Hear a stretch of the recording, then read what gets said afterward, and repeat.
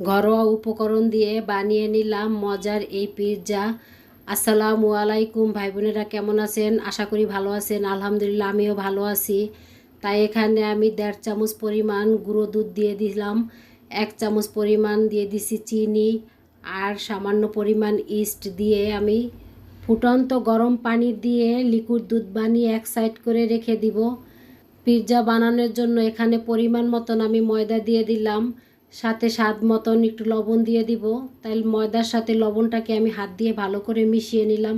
তো এখন যে দুধটা আমি গুলিয়ে রেখেছিলাম সেই দুধটা আমি দিয়ে অল্প অল্প করে দিয়ে আমি মেখে নিব। ডোটা বেশি শক্ত হবে না, আবার নরম হবে না। আমরা যেভাবে বাসায় রুটি বানিয়ে খাই ঠিক সেইভাবে আমি ডোটা বানিয়ে নিয়েছি। তা এখন আমি রেস্টে রেখে দিব। এই মুহূর্তে যারা আমার এই রান্নার ভিডিওটা দেখছেন, প্লিজ ভাই বোনেরা একটা লাইক দিয়ে পুরো ভিডিওটা দেখার অনুরোধ রইল। আর আমার এই রেসিপিটি যদি ভালো লেগে থাকে তাহলে শেয়ার করে দিবেন, এটা আপনাদের কাছে আমার অনুরোধ রইল। তাই এখানে পিৎজার মেন উপকরণটা বানানোর জন্য আমি পেঁয়াজ কুচি সাথে আদা রসুন বাটাটা দিয়ে আমি মশলাটাকে একটু ভেজে নিয়েছি। তা এখন আমি মুরগির মাংসটাকে দিয়ে মশলার সাথে ভালো করে মিশিয়ে আমি একটু ভেজে নিলাম। তাই এখানে আমি স্বাদ মতন লবণ দিয়ে দিচ্ছি। ঝালের জন্য এখানে আমি চিলি ফ্লেক্সটা ব্যবহার করেছি, আপনারা চাইলে মরিচের গুঁড়োটাও দিতে পারেন। গরম মশলা, ধইনা জিরার গুঁড়ো, কালো গোলমরিচের গুঁড়ো আর টমেটো সস সব উপকরণগুলো দিয়ে আমি ভালো করে মিশিয়ে নিয়েছি। তাই এখানে কেউ চাইলে দেখা যায় যে এত মশলা দিয়ে অনেকে পছন্দ করে না, তারা দেখা যায় মশলার পরিমাণটা কমিয়ে দিতে পারে। তা আমি সব মশলাগুলোই ব্যবহার করেছি, এতে করে মুরগির মাংসটার স্বাদ বেড়ে যাবে। দোকানের কেনা পিৎজা সস দিয়ে আজকে আমি পিৎজাটা বানাবো না, তাই এখানে আমি সসটাকে বানিয়ে নিচ্ছি। এখানে টমেটো সস দিয়েছি, রসুন কুচি দিয়েছি আর অরিগানো। এই সম্পূর্ণ উপকরণগুলো ভালো করে মিশিয়ে আমি এক সাইড করে রেখে দিয়েছি। আর এভাবে যদি সসটা বানানো হয়, এই সসের কারণে পিৎজাটা খেতে অনেক মজা হয়, কারণ এতে রসুন দেওয়া আছে আর রসুনের আলাদা একটা ফ্লেভার পাওয়া যায়।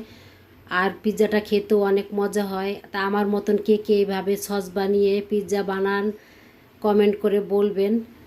আমি দোকান থেকে পিৎজা সস কিনে পিৎজা বানিয়ে খেয়ে দেখছি, কিন্তু আমার কাছে মনে হয় যে এইভাবে সসটা বানালে পিৎজাটা খেতে খুবই মজা হয়।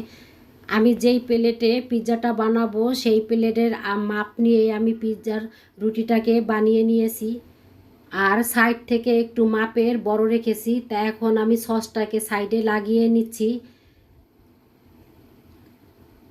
তাই এইভাবে সব সাইড ঘুরিয়ে সসটাকে লাগিয়ে নিয়েছি। তা এখন আমি চিজটা দিয়ে দিব সসের উপরে। এভাবে আমি ঘুরিয়ে সম্পূর্ণ জায়গায় চিজটা লাগিয়ে নিয়েছি। তা এখন আমি সাইড থেকে মুড়িয়ে মুড়িয়ে মুখটা লাগিয়ে নিব। আর এভাবে চিজটা দেওয়ার কারণ, আমি যখন পিৎজাটা খাবো তখন দেখা যায় যে এক সাইড থেকে এভাবে খালি থাকে, তখন পিৎজাটা খেতে মজা লাগে না। এই সাইড থেকে যখন খাওয়া হয় তখন একদম খালি খালি লাগে। আর এভাবে দিয়ে দিলে দেখা যায় যে চিজটা মুখে পড়ে, সসটাও থাকে, খেতে ভালো লাগে। তাই এখন আমি একটা কাঁটা চামচ দিয়ে একটু ছিদ্র ছিদ্র করে দিচ্ছি। তা এখন আমি পিৎজা সসটা দিয়ে দিব। তা চামচের সাহায্যে আমি সব সাইডে আমি ভালো করে লাগিয়ে নিব।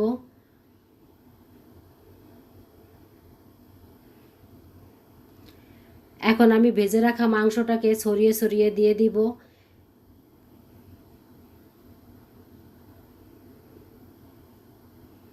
তা সব সাইডে আমি দিয়ে দিয়েছি।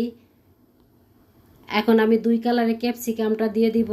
দোকানের পিৎজার থেকে বাসার বানানো পিৎজাটাই বিশেষ করে বেশি মজা হয়। এখানে নিজের মতন করে সাজিয়ে দেওয়া যায় আর চিজের পরিমাণটাও বেশি দেওয়া যায়। সাথে দিয়ে দিলাম বড় সাইজের পেঁয়াজ, গোল গোল করে কেটে নিয়েছি, একটু দেখার সৌন্দর্য। আর এটা খেতেও মজা লাগে। পেঁয়াজ এভাবে দিলে দেখা যায় খাবারের সময় কামড় পড়লে খেতে খুব ভালো লাগে।